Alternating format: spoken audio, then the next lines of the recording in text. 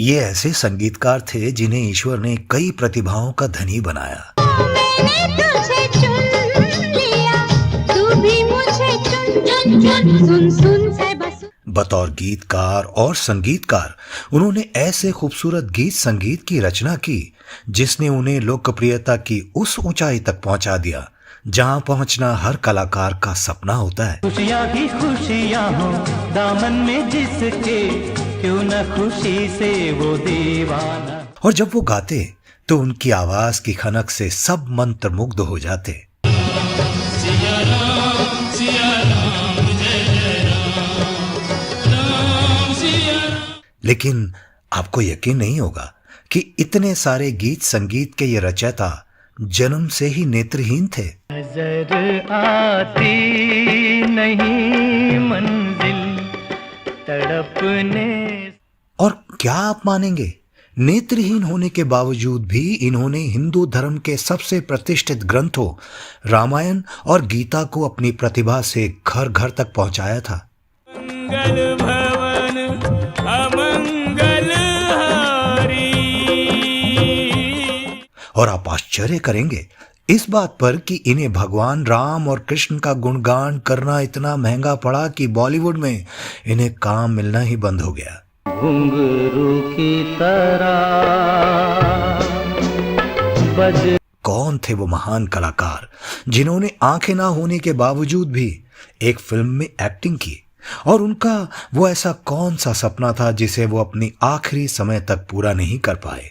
जानेंगे और भी बहुत कुछ इस महान कलाकार के बारे में। आप बस बने रहिए हमारे साथ।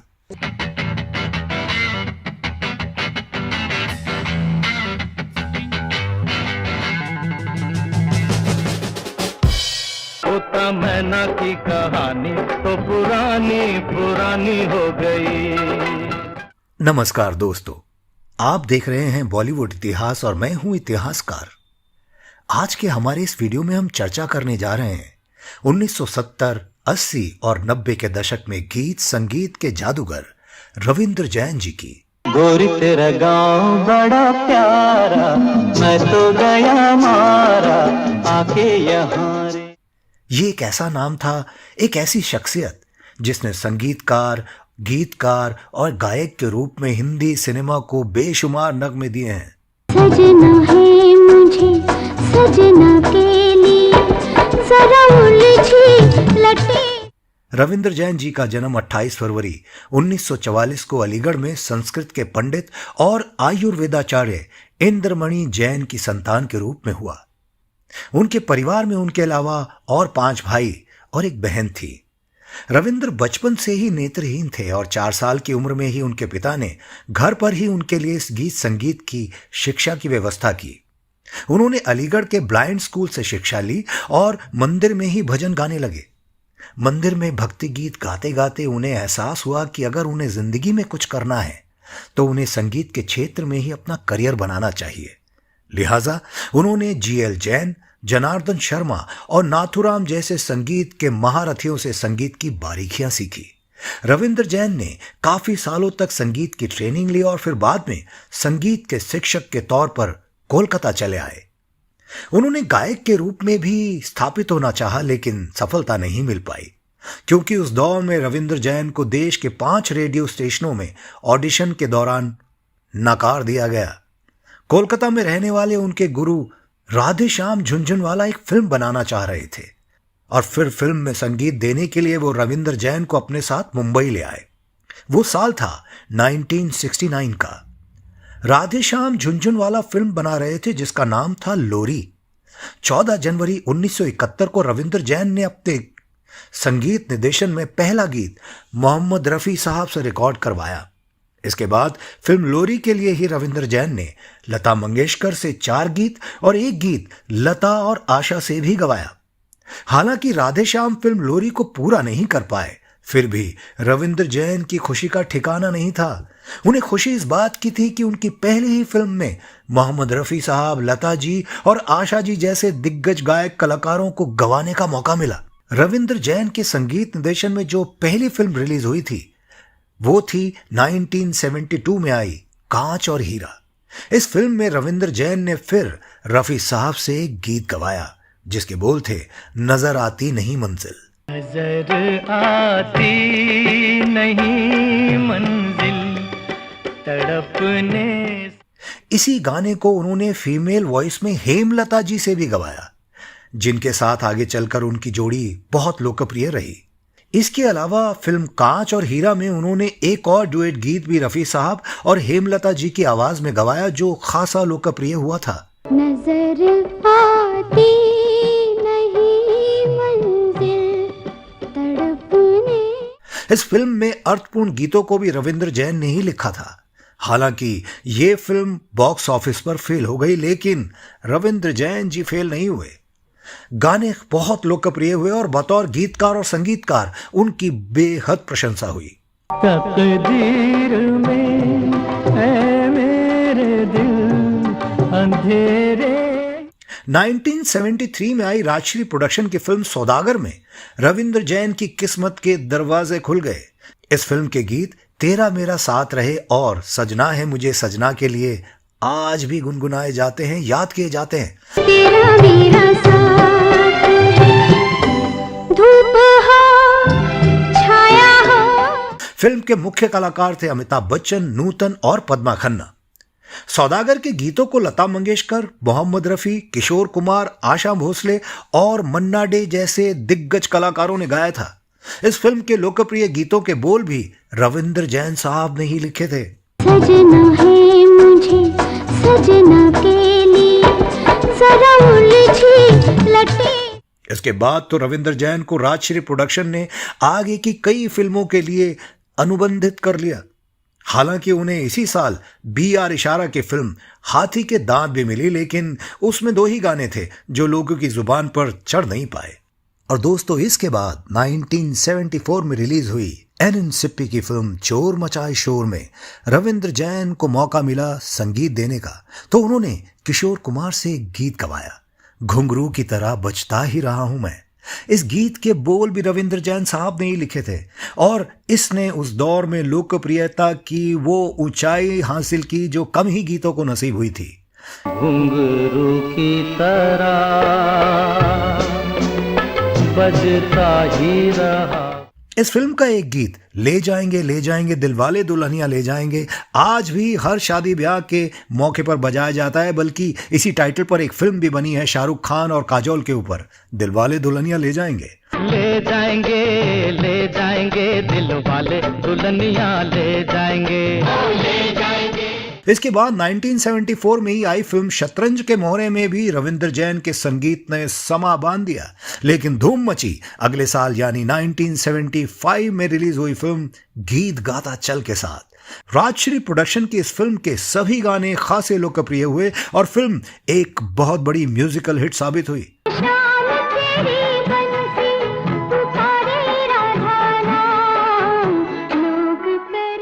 फिल्म में कहानी, निर्देशक और कलाकार तब के लिहाज से बेहद साधारण थे, लेकिन रविंद्र जैन के संगीत का ही करिश्मा था कि गीत गाता चल ने अपने बजट से कई गुना कारोबार किया। मंगल भवन अमंगल हारी। फिल्म के हीरो हीरोइन सचिन और सारिका रातों रात स्टार बन गए।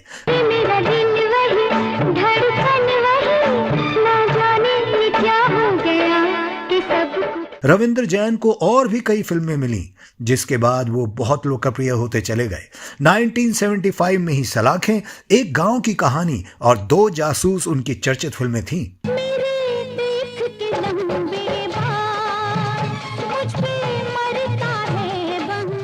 अगले साल यानी 1976 को अगर रविंद्र जैन साहब का साल कहें तो कोई अतिशयोक्ति नहीं होगी, कोई शक नहीं है। उन्होंने एक साथ 7 फिल्मों में संगीत दिया, जिनमें से कई संगीत के लिहाज से लोकप्रियता के आसमान पे पहुंची। एन सिप्पी के पृथ्वी पिक्चर्स की फिल्म फकीरा के गीतों ने फकीरा को सुपरहिट का दर्जा दिलवाया।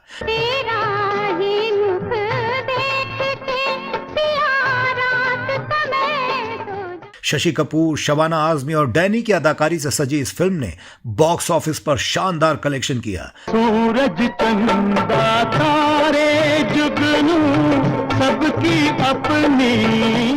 उसके बाद राजश्री प्रोडक्शन की फिल्म तपस्या आई, जिसे रविंद्र जैन के मधुर संगीत ने खासी लोकप्रियता दिलवाई। जो राह चुनी तूने उसी राह पे राही। प्रख्यात लेखिका आशापूर्ण देवी की कहानी पर आधारित इस फिल्म को कल्ट क्लासिक का दर्जा भी हासिल है। दोस्तों, इस फिल्म के मुख्य कलाकार थे परीक्षित सानी और राखी। इस फिल्म को नेशनल अवार्ड भी मिला और राखी को बेस्ट एक्ट्रेस का फिल्म फेयर पुरस्कार। दो पंछी दो तिनके कहू लेके चले हैं कहाँ। और उसी साल राजश्री प्रोडक्शन की एक और फिल्म चिच्चोर के संगीत ने धूम मचा दी।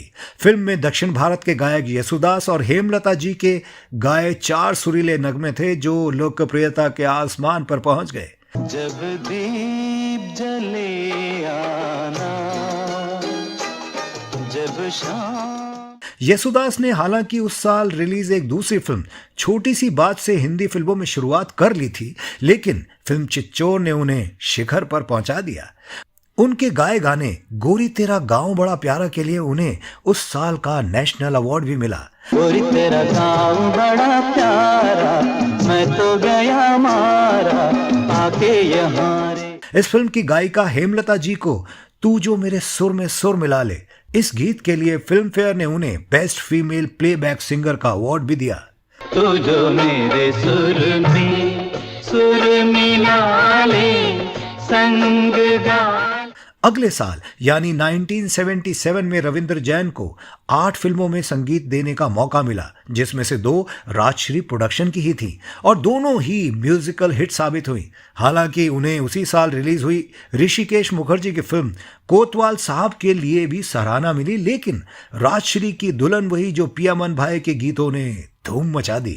खुशियाँ ही खुशियाँ हो दामन में जिसके, क्यों न खुशी से वो दीवाना। 1977 में ही राजश्री की एक और फिल्म पहेली के गीतों ने भी लोकप्रियता के नए कीर्तिमान स्थापित किए थे। दोस्तों, फिल्म के हीरो हीरोइन सत्यजीत और नमिता चंद्रा को लोग बेशक भूल गए हों, लेकिन उन पर फिल्माए रविंद्र जैन के गीतों को लोग आज भी अपनी जुबान से उतार नहीं पाए हैं। मनमोह के ये प्यारा प्यारा गाँव हो मित्रा।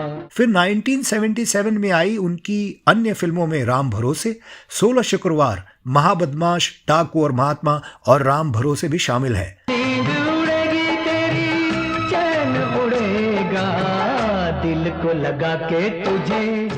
1978 भी एक तरह से रविंद्र जैन साहब का ही साल माना जाता है।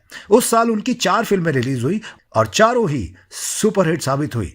उस साल की उनकी फिल्म देवर फिल्म के बैनर तले रिलीज हुई मेरा रक्षक के सारे गाने लोकप्रिय हुए।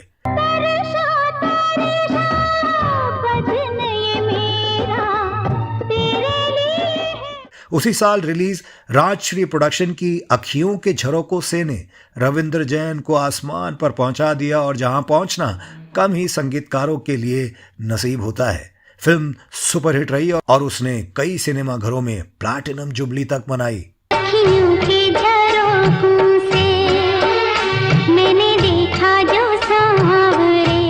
ये उनकी लोकप्रियता का आलम था कि बी.आर. चोपड़ा ने रवि को छोड़ रविंद्र जैन को 1978 में आई पति पत्नी और वो के संगीत की जिम्मेदारी दी। ठंडे ठंडे पानी से नहाना चाहिए। चोपड़ा का रविंद्र जैन से संबंध इसके बाद उनकी अगली फिल्म इंसाफ का तराजू में भी कायम रहा।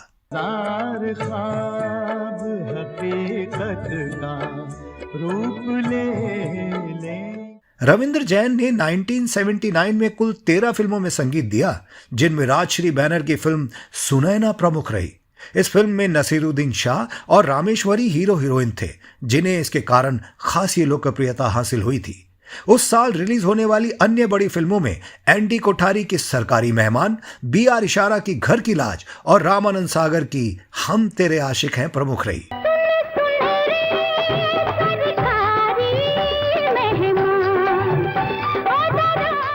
फिर 1980 में बी.आर. चोपड़ा की फिल्म इंसाफ का तराजू में उनके गीत संगीत का जादू एक बार फिर देखने को मिला।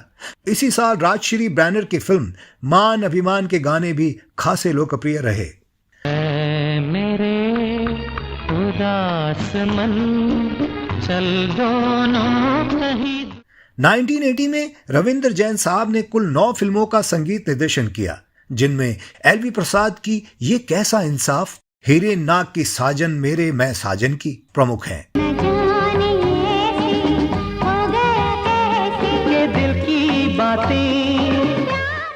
इनमें से कईयों में उन्होंने गीत भी लिखे जो काफी पसंद किए गए थे। रविंद्र जैन के गीत मधुर, कोमल भावनाओं से भरे और मन को छू लेने वाले होते थे। ना जब तक पूरे ना हो तेरे साथ। 80 के दशक में जब फिल्मों में एक्शन और हिंसा का बोलबाला था, तो उनके गीत संगीत की डिमांड थोड़ी कम होने लगी। सिर्फ रविंद्र जैन ही नहीं, खय्याम, नौशाद और रवि जैसे कई बड़े संगीतकार हाशिए पर आ गए। हालांकि इस बीच भी रविंद्र जैन अपने गीतों से खुद को साबित करना नहीं भूलते थे। ऐसे में उनका साथ दिया राजश्री प्रोडक्शन ने, जिसके बैनर तले 1982 में आई फिल्म नदिया के पार। कौन दिशा में लेके चला रे बटुहिया, कौन दिशा में। इस फिल्म के गीत और संगीत दोनों की रचना रविंद्र जैन साहब ने ही की थी, जो सुपरहिट रही। जोगी जी कोई ढूंढे मूंगा, कोई ढूंढे मोतिया, हम ढूंढे अपनी। 1984 में आई राजश्री बैनर की ही फिल्म अबोध में भी रविंद्र जैन साहब के रचे नगमे लोगों की जुबान पर चढ़ गए। मंदिर की मूर्ति सी बैठी, हाले न डोले, कुछ भी न बोले। हालांकि इस बीच उन्होंने कुछ और फिल्मों में भी संगीत दिया, लेकिन वो बहुत लोकप्रिय नहीं हुई। संगीत प्रधान फिल्मों में निर्माताओं की अभी वो पहली पसंद बने हुए थे। राज कपूर जैसा महान फिल्मकार, जिनकी फिल्में अपने संगीत के लिए अलग महत्व रखती हैं, जब उनको लक्ष्मीकांत प्यारेलाल से किनारा करना पड़ा, तो उन्हें भी रविंद्र जैन ही नजर आए। तू जिसकी खोज में आया है, वो जिसने तुझको बुलाया है। कहते हैं राज कपूर ने उन्हें दिल्ली में एक विवाह समारोह में भजन गाते हुए देखा था। उसी वक्त उन्हें अपनी अगली फिल्म के लिए उन्होंने साइन कर लिया।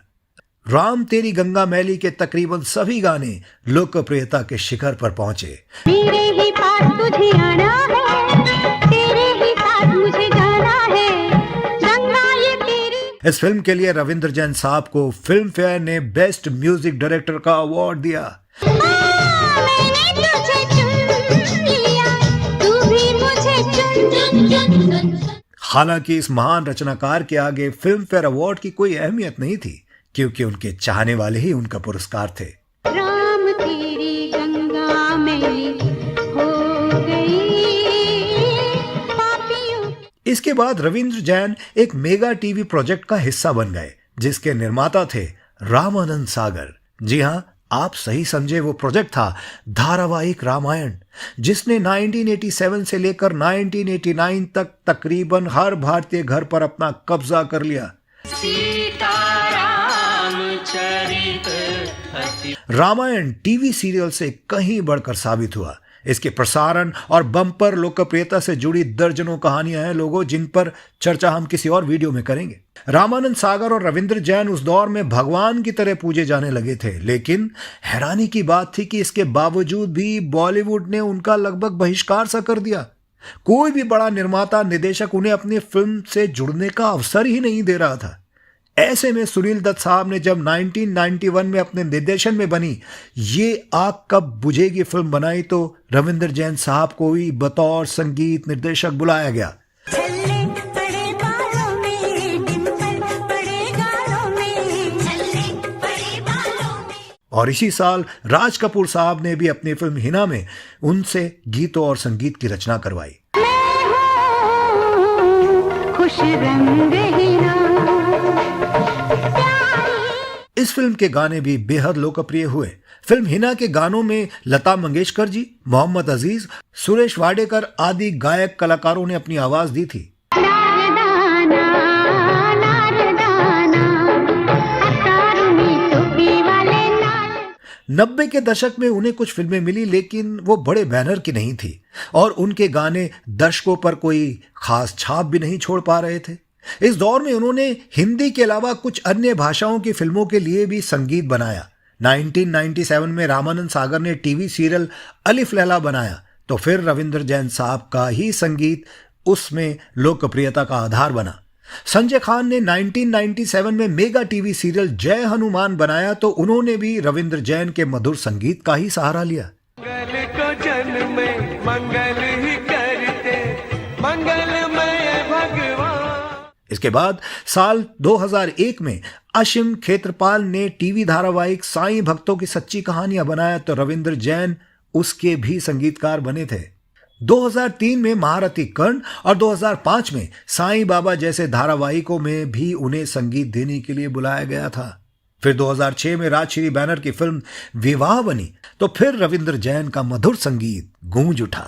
हमारी शादी में अभी बाकी है हफ्ते 400 बरस लगे। इस बीच स्टार प्लस ने एक मेगा धारावाहिक धरती का वीर योद्धा पृथ्वीराज चौहान बनाया तो निर्माता सागर फिल्म्स ने उसमें भी रविंद्र जैन को ही संगीतकार बनाया। 2008 में राजश्री बैनर तले फिल्म विवाह का सीक्वल एक विवाह ऐसा भी बना तो फिर से रविंद्र जैन को ही उसमें म्यूजिक देने का मौका मिला। तुझे वक्त कहे रे ये दुनिया। इसी साल स्टार प्लस ने अपने चैनल पर रामायण पर एक मेगा सीरीज बनाई तो उसमें भी सागर फिल्म्स ने रविंद्र जैन को ही संगीतकार चुना।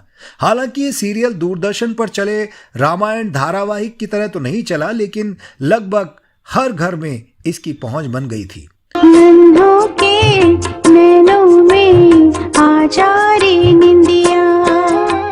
फिर 2011 में इमेजिन चैनल ने द्वारकाधीश भगवान श्री कृष्ण पर सीरियल बनाया तो उसमें भी सागर फिल्म ने उन्हें ही संगीतकार चुना। जैसा कि हम पहले भी बता चुके हैं, रविंद्र जैन एक उम्दा गीतकार और गजल लेखक भी थे। उनकी गजलों का संग्रह दिल की नजर से 2014 में प्रकाशित हुआ था।